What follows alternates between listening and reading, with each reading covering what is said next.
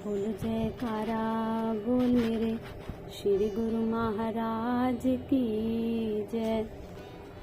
श्री अमर ज्योति दर्शन ग्रंथ उत्तर प्रदेश यात्रा। परम हितैषी परोपकारी श्री सतगुरुदेव जी महाराज ने श्री अनंतपुर में वैसाखी का पर्व बड़ी धूमधाम से मनाया। उसके पश्चात आपकी अचानक मौज उठी कि उत्तर प्रदेश के कुछ एक स्थानों पर बने आश्रमों पर जाकर वहां रहने वाले गुरुमुख प्रेमियों को श्री दर्शन एवं सत्संग की अनमोल निधि से लाभान्वित किया जाए। इस हेतु अप्रैल सन 1994 में सर्वप्रथम आपने हरिद्वार जाने का कार्यक्रम बनाया।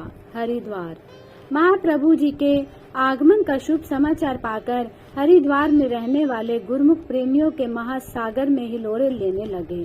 सब गुरुमुख श्री प्रभु जी के शुभ स्वागत हेतु तैयारियों में जुट गए। कुछ एक प्रेमियों के दिल में ये उमंग उठी कि क्यों ना हम सबसे पहले अपने प्यारे प्रभु जी के दर्शनों का सौभाग्य प्राप्त कर लें। वे शीघ्रता से स्टेशन की ओर चल दिए, परंतु किसी भी गाड़ी में महाप्रभु जी को ना पाकर वापस आश्रम पर लौट आए। उनके आनंद की उस समय कोई सीमा न रही जब मधुर मधुर गर्जना करते हुए विमान में विराजमान श्री प्रभु जी ऋषिकेश एयरपोर्ट पर पहुँचे। उस समय का अद्भुत नजारा ऐसा जान पड़ता था मानो त्रेता युग के भगवान श्री रामचंद्र जी पुष्पक विमान में बैठकर हरिद्वार की भूमि को पावन करने हेतु पधारे हो। 29 अप्रैल सन 1994 सायंकाल के समय आपने हरिद्वार में कृपा फरमाकर वहां की भूमि को कृतार्थ किया। यहाँ आपके भाई भगत गणेश दास जी का घर था। उन्होंने घर में ही श्री मंदिर बनाया हुआ था। उनकी विनय पर आपने उनके गृह में प्रवेश कर उसे अपनी चरण रज से पवित्र किया। भगत जी एवं समस्त परिवार महाप्रभु जी की अपार कृपा को पाकर धन्य हो गया। समीप ही गुरुमुख प्रेमी भगत जगदीश चंद्र अरोड़ा जी और उनकी भक्तानी बिमला का घर था। उन दोनों की हार्दिक भावना थी कि इस घर में श्री परमहंस महान विभूतियों को विराजमान कर इसे श्री परमहंस अद्वैत मंदिर का रूप दे दिया जाए।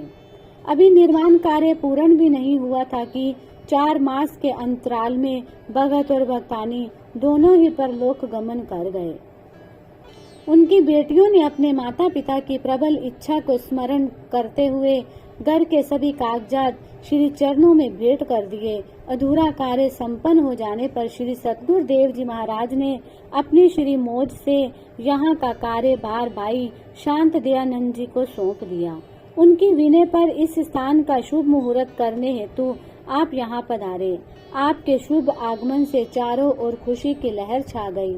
हरिद्वार की नगरी में साक्षात हरि की सुमंगल छवि के दर्शन करके गगन मंडल से देवी देवता भी पुष्प वृष्टि कर अपने भाग्यों की सराहना करने लगे। ढोल नगारों की ध्वनि से नभ मंडल गुंजायमान हो उठा। गुरुमुखों को खुशी में झूमता हुआ देखकर श्री प्रभु जी की प्रसन्नता का कोई पारावार न रहा। आपने अपने अनमोल वचनों की अमृत वर्षा करते हुए फरमाया, गुरुमुखों, आप सब लोग आज यहाँ आए हैं। ये हरिद्वार नगर है, परंतु ये जानना कठिन है कि यहाँ आकर कोई हरि से मिला भी है या नहीं।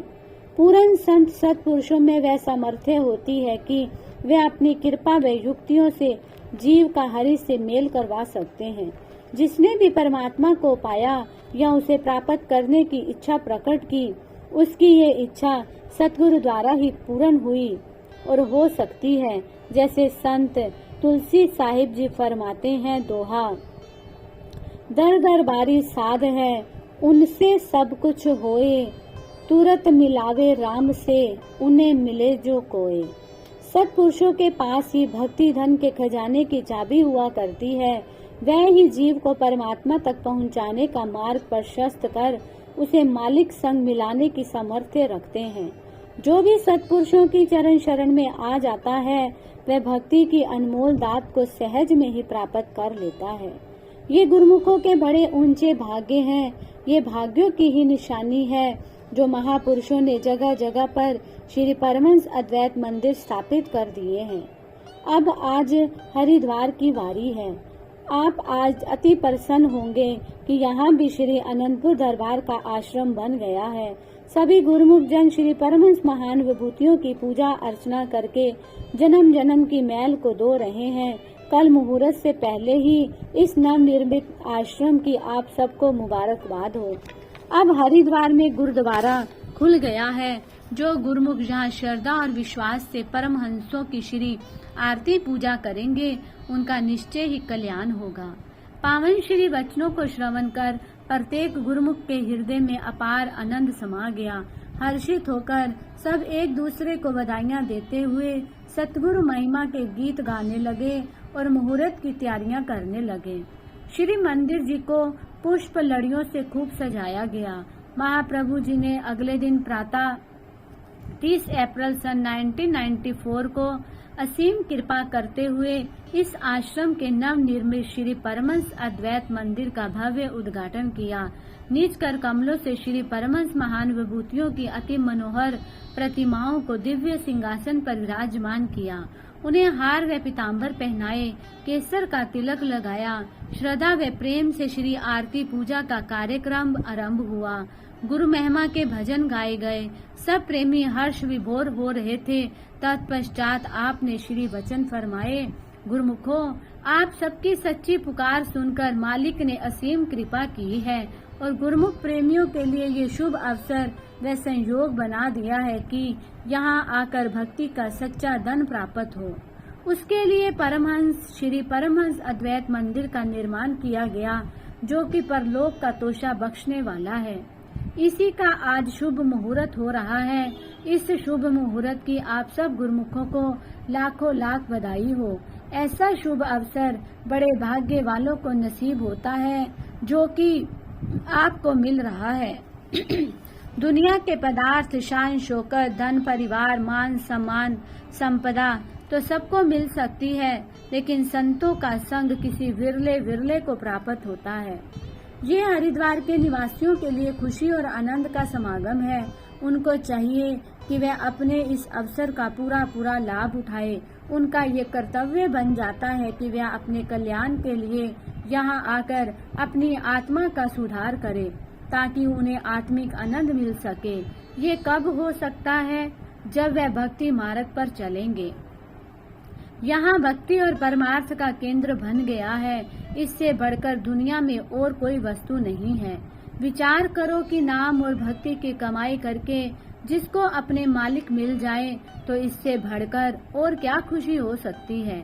इसलिए सभी गुरुमुख नित्य प्रति श्री आरती पूजा करके अपने जीवन को धन्य बनाएं और अपना लोक व परलोक सुहेला कर लें।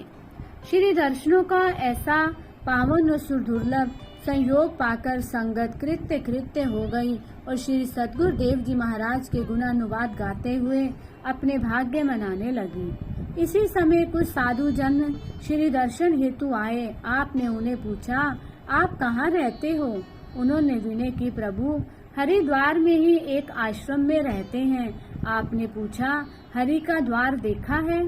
साधुओं ने विनय की, हरि का द्वार तो नहीं देखा, पर आज ऐसा अनुभव हो रहा है जैसे साक्षात हरि का ही दर्शन कर रहे हैं। जीवन के संपूर्ण पुण्य का फल प्राप्त कर जीवन धन्य हो गया।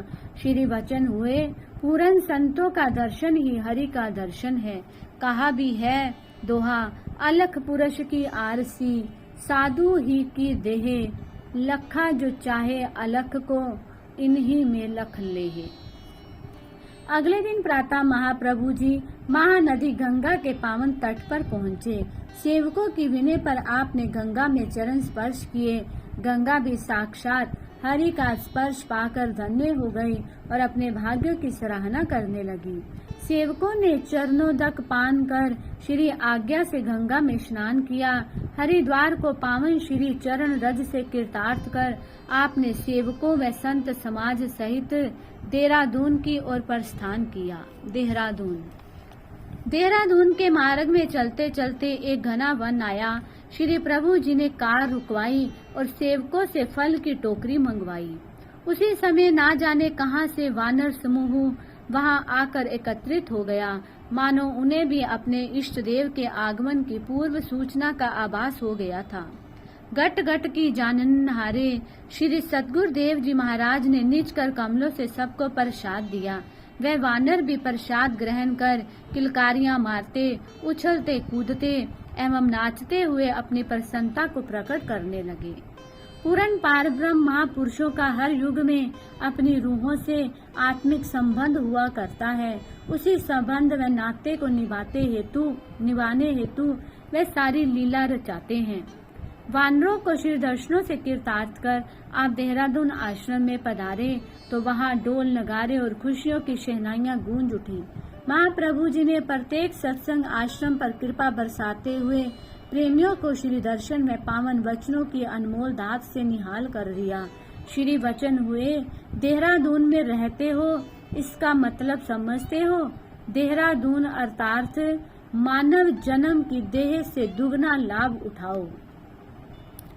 तो क्या ये भी जानते हो कि ये देह किस लिए मिली है और इस देह से कौन सा काम करना है? ये नश्वर काया तुझे अपनी परमात्मा आत्मा को परमात्मा से मिलाने के लिए मिली है। तू देह नहीं है बल्कि आत्मा है। अपनी आत्मा को परमात्मा से मिलाना ही तेरा असली काम है।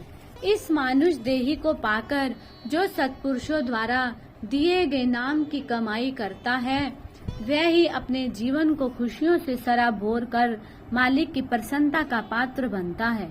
सत्पुरुषों की संगति में आकर यदि नाम में चित्त लगाओगे तो लोक परलोक सुहेला कर मालिक की दरगाह में उज्जवल मुख होकर जाओगे। देहरादून वाले प्रेमियों पर अपना असीम प्यार लुटाते हुए आपने थोड़ी देर के लिए छुटमलपुर कृपा फरमाकर वहां की संगत को कृतार्थ किया। यहाँ से श्री कार रुड़की की ओर रवाना हो गई। रुड़की की संगत ने सड़क पर आकर बहुत ही विनम्र भाव से प्रार्थना की कि प्रभु, रुड़की तो श्री दर्शनों के बिना रुड़ रही है, डूब रही है। कृपा करके इससे भी अपने पावन श्री दर्शनों का अवलंबन प्रदान कीजिए। महाप्रभु जी ने उनकी प्रार्थना को स्वीकार कर फरमाया कि रुड़की पर अवश्य कृपा होगी। ये रुड़ने से तभी बच सकती है जब गुरुमुख निरंतर गुरु दरबार के नियमों की पालना करते रहेंगे। गुरुमुखों ने प्रेम से जय घोष किया और श्रीकार के आगे नाचने व झूमने लगे। माखन से भी कोमल चित्त वाले श्री प्रभु जी ने रुड़की को अपनी पावन चरण रज से निहाल कर दिया। रुड़की वालों का भाग्य सितारा चमका दिया। श्री अनंतपुर के सम्राट को अपने समीप पाकर उनके घर आंगन सभी ओर बहार ही बहार छा गई। अपनी असीम करुणा बरसाते हुए आपने जन जन को उसमें मज्जन करवा सच्ची खुशियों से सराबोर कर दिया। बोलो जयकारा बोल मेरे श्री गुरु महाराज की जय।